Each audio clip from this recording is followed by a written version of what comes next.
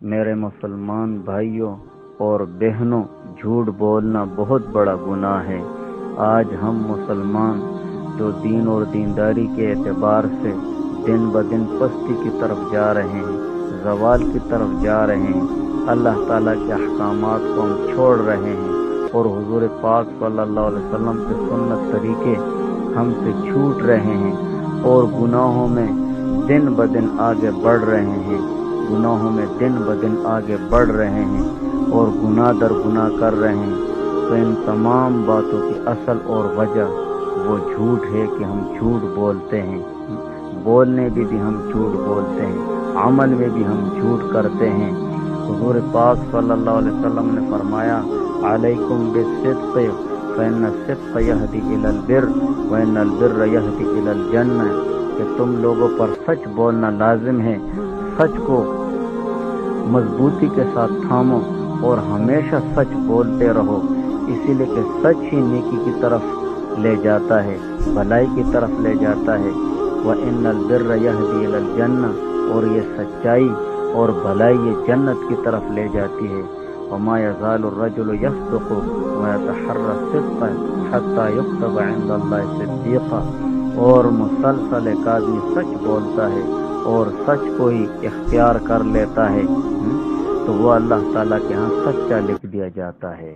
وَإِيَّاكُمْ وَالْكِذْبَ، اور جھوٹ سے بچو، جھوٹ سے بچو پورے اہتمام کے ساتھ۔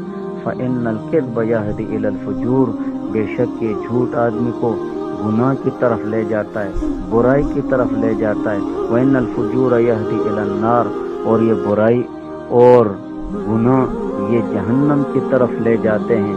وَمَا يَزَالُ الرَّجُلُ يَكْذِبُ وَيَتَحَرَّى الْكِذْبَ حَتَّى يُكْتَبَ عِندَ اللَّهِ كَذَّابًا، اور مسلسل ایک شخص جھوٹ بولتا ہے اور جھوٹ کو ہی اپنا پیشہ بنا لیتا ہے، جھوٹ کو ہی اختیار کر لیتا ہے تو وہ اللہ تعالیٰ کے ہاں جھوٹا ہی لکھ دیا جاتا ہے۔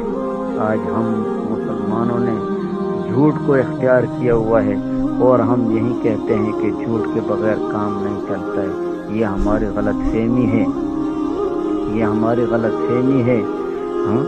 اور اس جھوٹ کی اتنی بہت بڑی نحوست ہے کہ حضور پاک صلی اللہ علیہ وسلم نے فرمایا، اذا کذب العبد تباعد عنہ الملک میلا من نتن ما جاء به، کہ جب ایک بندہ جھوٹ بولتا ہے تو فرشتے اس سے 1 میل کی مسافت پر دور چلے جاتے ہیں، من نتن ما جاء به، اس بدبو کی وجہ سے جو جھوٹ بولنے کی وجہ سے آئی ہے۔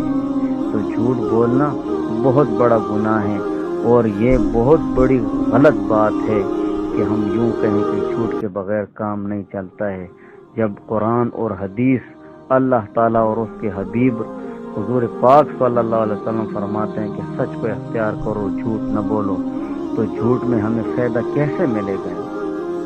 اگر جھوٹ جیسے گناہ کو ہم چھوڑ دیں ہمیشہ کے لیے اور ہمت سے کام لیں اور جھوٹ نہ بولیں تو یقیناً تمام گناہوں سے ہم چھوٹ جائیں گے، تمام گناہ ہم سے چھوٹ جائیں گے اور پھر آئندہ ایسے شخص سے کبھی بھی انشاءاللہ اللہ کے فضل سے گناہ نہیں ہوگا۔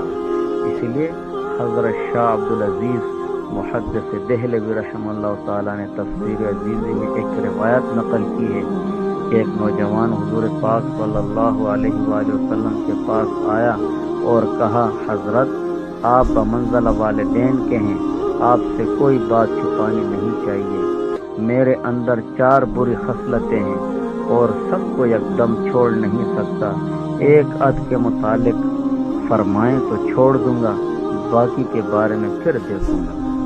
حضور پاک صلی اللہ علیہ وآلہ وسلم نے فرمایا، کون سی خصلتیں ہیں؟ کہنے لگا، ایک جھوٹ، دوسری زنا، تیسری شراب نوشی اور چوتھی جوا کھیلنا ہے۔